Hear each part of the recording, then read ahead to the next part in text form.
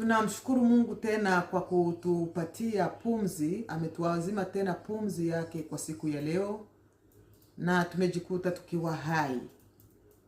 Sifa zimrudi Mwenyezi Mungu wa zamani zote. Leo ni siku njema ambayo Bwana imempendeza tena kwamba tuweze kukutanana pamoja na watakatifu wake. Tunazileta salamu zetu kwenu wapendwa ambao tunaohudhuria pamoja neno la Mungu kupitia kundi hili la Jesus is Coming Soon. Tunawakaribisha katika kipindi hiki. Na mbele tutakwenda kuzungumza neno ambalo Roho wa Mungu ameliweka mioyoni mwetu. Tutakwenda kumheshimu Mungu kwa njia ya maombi. Tunaomba kwa jina la Yesu. Baba, katika jina la Yesu tunakushukuru kwa ulinzi na uchungaji wako.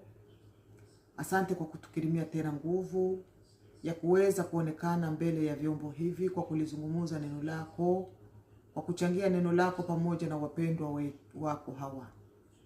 Mungu, tunakurudishia sifa na shukurani kwa maana umetulinda na kutuepusha na vingi ambavyo vilitamani kuyaondoa maisha yetu. Sisi sio wazuri kuliko wale ambao wamekwisha kutoweka katika ulimwengu huu. Sisi si wazuri kuliko wale ambao wako kwenye vitanda vya magonjwa. Lakini umetukirimia hii neema na baraka kubwa ya kuweza kuwa na afya nzuri na amani. Asante kwa pumzi yako. Asante kwa mkono wako ambao haujawahi kutupungukia. Jehova, tuko mbele za uso wako. Tunaomba utuongoze katika ibada hii ambayo tunakwenda kuingia ndani. Acha Roho wako Mtakatifu adhihirike na kujitukuza ndani ya mioyo ya walio wengi. Roho wako Mtakatifu anene, mimi ni nyamaze kimya. Mimi nisionekane, bali wewe ndiwe utukuke na kuonekana na kusifiwa. Tembelea kila mmoja wetu atakayesikia Bwana neno hili. Likamguse na kumtoa kwa nafasi nyingine na kumweka kwa nafasi nyingine. Asante Roho Mtakatifu kwa kufanya hivyo kupitia jina la Yesu Mwokozi wetu. Amen. Ni siku nzuri tena ambayo Bwana ametuazima ili tuweze kuzungumza neno lake. Na bila kuponda muda tutakwenda kuingia mara moja katika kusoma neno la Mungu. Tutaangalia neno la Mungu katika kitabu cha Yeremia sura yake 6 mstari wake wa 13 mpaka 16. Yeremia sura 6 mstari wa 13 hadi 16. Tuangalie neno la Mungu linasema namna gani. Kwa maana tangu aliye mdogo hata aliye mkubwa miongoni mwao kila mmoja ni mtamanifu, na tangu nabii hata kuhani kila mmoja hutenda mambo ya udanganyifu. 14. Wameiponya jeraha ya watu wangu kwa juu tu, wakisema amani amani, wala hapana amani. Je, walitahayarika walipokuwa wameunda machukizo? La, hawakutahayarika hata kidogo, wala hawakuweza kuona haya usoni. Basi wataanguka miongoni mwa hao waangukao, wakati nitakapowajilia. Wataangushwa chini, asema Bwana. 16. Bwana asema hivi: simameni katika njia kuu, mkaone, mkaulize habari za mapito ya zamani. Wapi njia iliyo njema? Mkaende katika njia hiyo, nanyi mtajipatia raha katika nafsi zenu. Lakini walisema, hatutaki kwenda katika njia hiyo. Bwana tuhurumie na Bwana tusaidie sana. Amen, amen. Tunakwenda kusikiliza namna neno hili linatuambia, na tunaangalia namna tunaishi kwa ulimwengu wa sasa. Ulimwengu wa sasa, watu wamefunga masikio yao, hawataki kufuata neno la ukweli. hawataki kuongozwa na Mungu, hawataki ukweli, wanapenda uongo, wanapenda mambo ya ulaghai. Hii ndiyo hatari ambayo imeujia ulimwengu. Hii ndiyo hatari ambayo watu wanaishi ndani kwa ajili ya kuenda wa moyo wenye ushupavu. Bwana tuhurumie sana, na Bwana atusaidie hakika. Kuanzia kwenye kuhani, makuhani, mashehe na wengineo, mpaka kwenye walio wadogo, hadi kwa walio wadogo, wote wanatembea katika hila, wote wanatembea katika matamanio, wote wanatembea katika hali ya kutaka kuambiwa eti amani, amani, amani ipo, amani ipo, njoni tufurahie, ulimwengu ni wetu, ulimwengu natufurahia, hakuna shida, hata ukijigaragaza kwenye dhambi hakuna shida. Shida ipo, shida ipo mpendwa, usidanganywe. Usidanganywe na silogaza namna hiyo, kwamba ukijigaragaza kwenye dhambi, msamaha, msaada upo. Yesu angali kwenye kiti cha rehema, ndiyo, lakini yeye mwenyewe amesema ya kwamba amekuja akajitoa kwa ulimwengu, akajitwika dhambi zetu zote, lakini hakuondoa jehanamu pale. Amen. Jehanamu iko pale pale kwa waovu ili ikawameze. Alafu paradiso nayo iko hapo kwa wale ambao wamethamini neema, kwa wale ambao wanaojitunza na kujitakasa kila itwayo leo na kujilinda wasijichafue nafsi zao. Amen. Kwa hiyo sasa ukitembea kwa ulaghai kwamba neema iko, msamaha huko, Yesu alikufia wenye dhambi, alafu wewe hautaki kuheshimu hiyo damu ya Yesu iliyomiminika kwa ajili yetu, ukienda kwa upuuzi, ukienda kwa ushupavu, ukitembea kwa ulaghai, unajua kwamba fungu lako ni kwenye mauti, ni kwenye moto wa milele. Yesu alikufa kwa ajili ya wenye dhambi, kwa ondoleo la dhambi, lakini hakuondoa jehanamu, hakuondoa vipigo. Ndio maana ukifanya kwa ulimwengu wa leo huko, naona machafuko na machukizo ambayo watu wanayafanya, vipigo vya Mungu vinakuja. Kumbe usijidanganye kwamba basi Yesu amekuja kufia ulimwengu, basi kila kitu kimeondolewa. Hasha. Usipojilinda, neema kwako haita kufalia kazi. Usipojitunza roho yako, kwako utakuwa kama vile umepitwa na neema. Lakini kwa yule anayejilinda roho yake na kujiandaa, kwa yule anayejitenga na dhambi, kwa yule ambaye anayenenda katika hali ya kujiepusha na maovu, neema kwake huyu inafanya kazi. Bwana tusaidie sana. Neno limetuambia ya kwamba kuanzia kwa aliye mkuu, kuanzia kwa mashehe, kuanzia kwa mapasta, kuanzia kwa wenye vyeo vyao, kuanzia kwa manabii, kuanzia kwa makuhani, hata aliye mdogo wa chini, eti wote Bwana kaona, katazama na kukuta na kuona kwamba wote wanatembea kwa ulaghai, wote wanajaa matamanio. Sio kutamani kumuona Bwana, bali wanatamani kuyatenda yaliyo maovu. Kuanzia kwa aliye mkubwa mpaka kwa aliye mdogo, kuanzia kwa nabii mpaka, kuanzia kwa kuhani mpaka nabii, eti wote wamekusudia kuwadanganya taifa la Mungu. Wote wamejipanga kwa kudanganya wana wa Mungu. Wana wa Mungu, tuweni makini. Ulimwengu umechafuka, ulimwengu umeharibika, ulimwengu umejaa unafiki, ulimwengu umejaa kila aina yoyote ile ya unajisi.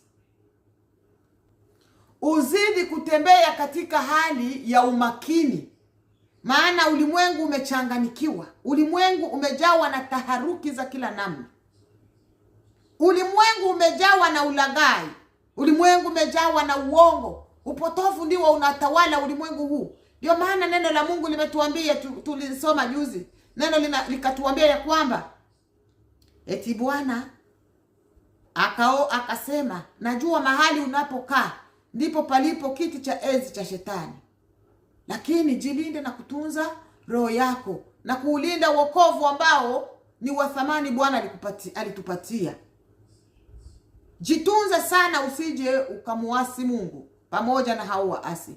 Jitunze sana usije ukaenenda katika hali ya ushupavu, lakini tunza roho yako kama lisemavyo neno la Mungu, linda moyo wako kuliko vyote uvilindavyo, asije mtu akaitwae taji yako.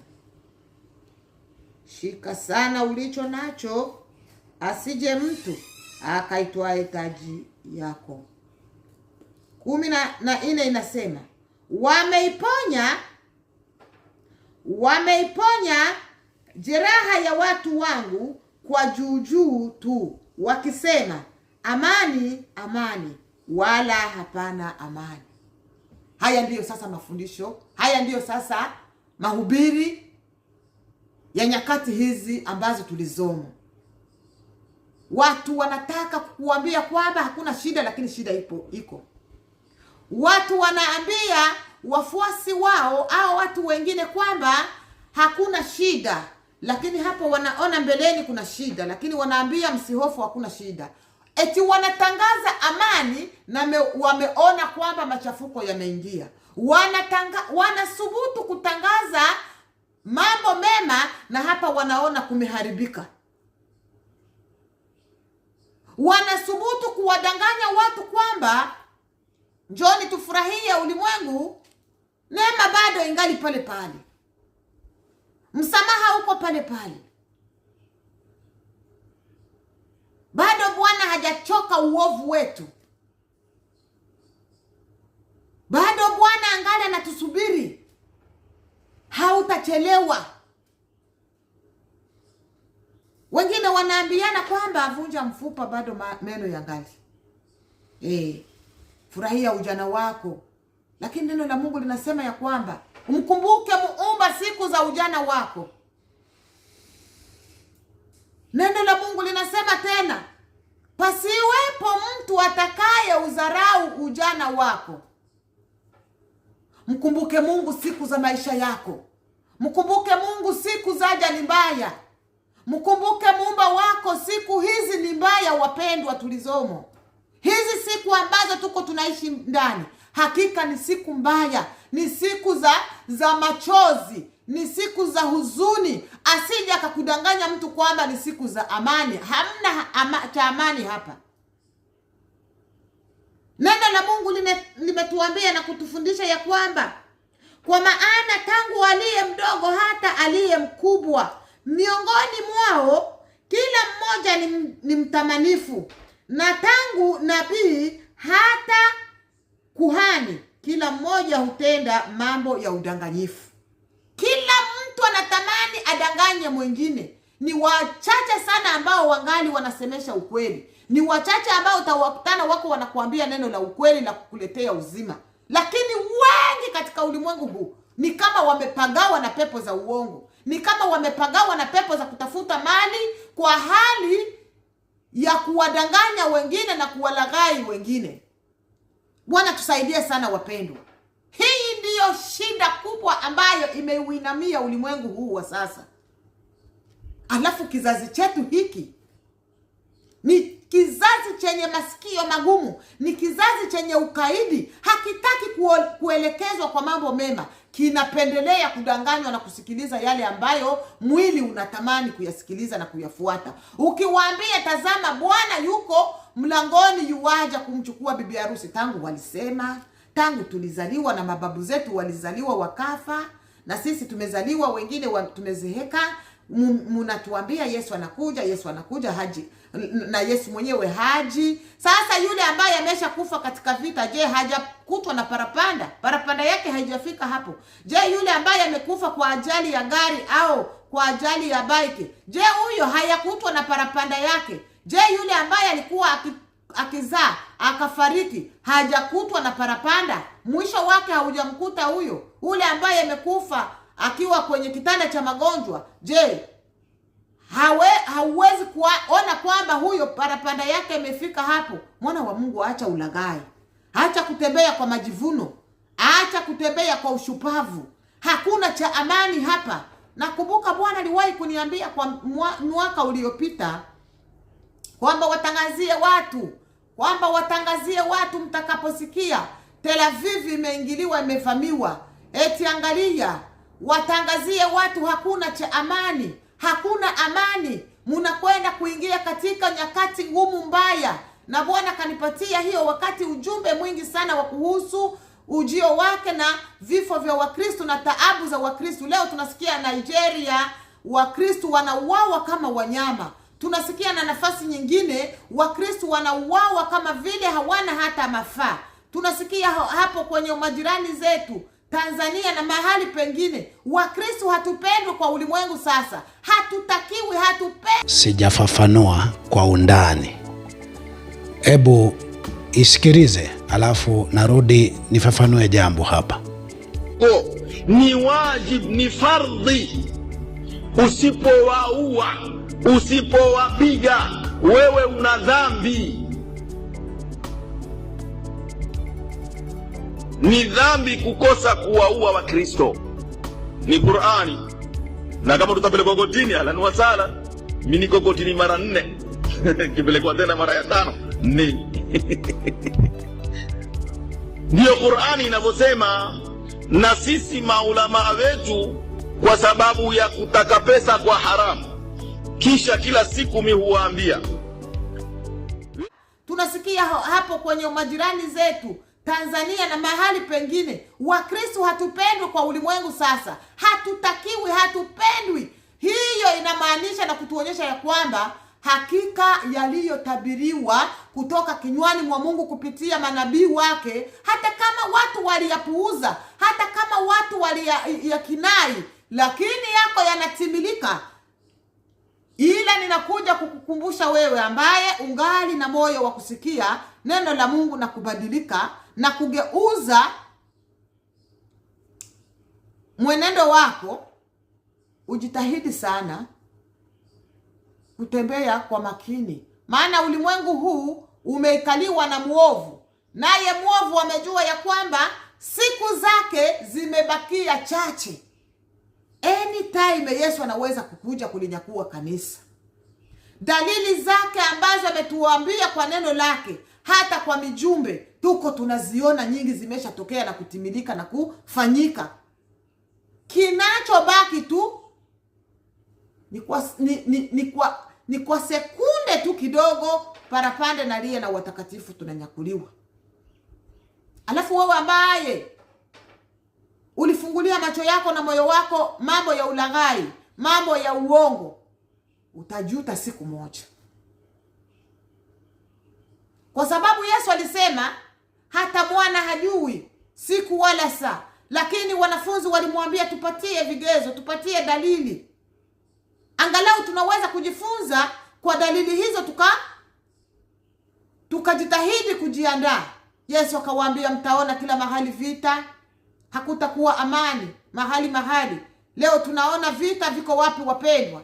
Tulizoea kusikia Kongo, Burundi, wapi vita, lakini vimevuka hata kwa makao makuu. Leo Marekani mnasikia kuna nini? Ni taharuki. Ni moto unapanda unawaka kila. 1, 2, I'm gonna break it. Open the door. Open it. Last warning.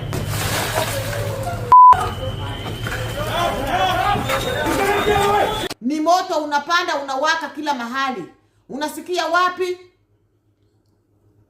Ambapo amani iko, hakuna. Kila falme, kila inchi, kila mtaa utasikia ni matetezi ya vita, utasikia ni hali za vita. Njaa imetawala mahali pe.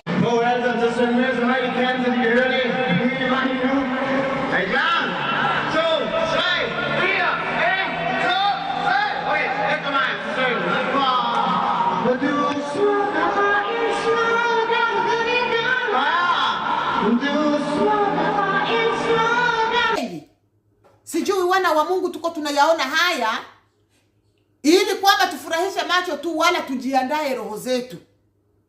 Tuache kuelekeza roho zetu kwa wadanganyao. Maana neno la Mungu linasema ya kwamba kuanzia wakuu wa madhehebu, wale ambao uliwafungulia roho yako na moyo wako na macho yako, kuanzia hizo ngazi za juu mpaka kwa walio kwa ngazi za chini, wote wamejaa matamanio tu. Madini zimegeuka mabusiness. Ukiona madini au makanisa ambayo zimefunguliwa, alafu uje uangalie sasa wapagani ndio wengi kuliko makanisa yanayofunguliwa. Hapa ndipo naona kwamba mabusiness yamejaa kwa kazi za Mungu. Yesu alisema watakuja kwa jina langu nao watawadanganya wengi. Na neno limetuambia ya kwamba kuanzia kwa ngazi za juu wote wanatamani dola. Wote wanatafuta dola. Anaangalia sasa dola nitaipatia kwa njia gani? Acha nifungule dini, acha nifungule kanisa, acha nifungule dhehebu. Lakini sio kwamba nawaleta watu waje kwa Kristo, anatafuta dola. Bwana tuhurumie sana. Hakika Bwana sipotusaidia ni hatari. Yule ambaye angekulisha maneno ya Mungu ya kukutoa kwenye ngazi za chini akuelekeza kwenye ngazi za juu, huyu ndiye iko na kuambia kwamba hakuna shida. Huyu ndiye iko na kuelekeza kwenda kwenye njia ya upotovu. Sasa usiwaamini watu. Usimwamini kila mtu. Usiamini kila aitaye. Unaweza kupoteza roho yako, mwana wa Mungu. Wote hawa wamejaa tamaa za pesa. Wote wanajikamatisha neno la Mungu, wanajikamatisha jina la Yesu, lakini wamejawa na tamaa ya kutafuta dola, wanajaa na tamaa ya kutafuta mipesa, mihela. Inawatesa walio wengi. Wanajawa na tamaa za kutafuta vyeo na kusifiwa. Wamejaa wote kuanzia wakuu hata wadogo. Kila mtu anafukuzia na kupigania sifa za cheo, sifa zimrudi yeye, aonekane yeye ni mtu wa honivo, aonekane yeye ni mtu wa ajabu ajabu. Ila neno la Mungu limekuja kutushauri leo ya kwamba ukijua kama ulimwengu huu ambao tunaishi sasa ni ulimwengu ambao watu wengi wanajaa tamaa za pesa, tamaa za vyeo, viburi vya uzima vimewatawala na kuwaikalia. Lakini hawawezi kuvitunza viburi vyao hivyo nyumbani kwao. Ni wanavileta kwenye hali ya dhehebu. Wanavileta kwa hali ya kuunda madini. Alafu madini mengi, wapagani ni wengi. Sasa zinafanya nini sasa hizo madini wanazoziunda? Jibu unalitunza. Ndio maana usielekeze moyo wako kwenye dini. Lakini linda moyo wako kuliko vyote uvilindavyo. Linda roho yako, tunza mtu wa ndani, bila kusahau hili hekalu ambalo Roho wa Mungu analokaa ndani, ambao ni mwili wako na mwili wangu. Maana neno la Mungu linasema ya kwamba atakaye uharibu huu mwili, Bwana naye atamharibu. Bwana tusaidie sana. Usije ukajidanganya kwamba utajitunza roho lakini mwili ufanyie kwa mambo mapotovu kwamba utakuwa uko sahihi. Hapana. Usafi wa ndani na wa nje unahitajika. Utakaso wa ndani na nje unahitajika. Usije ukajidanganya, mwana wa Mungu. Ati tangu aliye mkuu mpaka aliye kwenye ngazi za chini, wote wanakimbilia dola. Wote wanafukuzia pesa. Wote wanahangaikia vyeo vya dunia ambavyo vinapita upesi. Wote wanafukuzia sifa za ulimwengu na heshima za ulimwengu, ili wakunase wewe, wakudanganye, wakupotoshe. Uwe makini, mwana wa Mungu. Uwe makini, maana ulimwengu hakuna cha amani. Bwana aliyatangaza kwamba hakuna cha amani. Tutasikia ni mataharuki, tutasikia ni vita, tutasikia ni njaa, tutasikia ni vifo vya wengi. Hivi ndo tuko tunaishi sasa ndani. Matokeo tumeyaona kwa ulimwengu wa leo. It's a small territory of just 57,000 people, but it's standing strong. Protesters in Greenland's capital marching against President Trump's plans to take over. Wearing hats that read "Make America Go Away" and waving anti-Trump banners, the message was clear. We just want to live in quiet and peace and with each other in this great country. But as they marched, news broke of a new...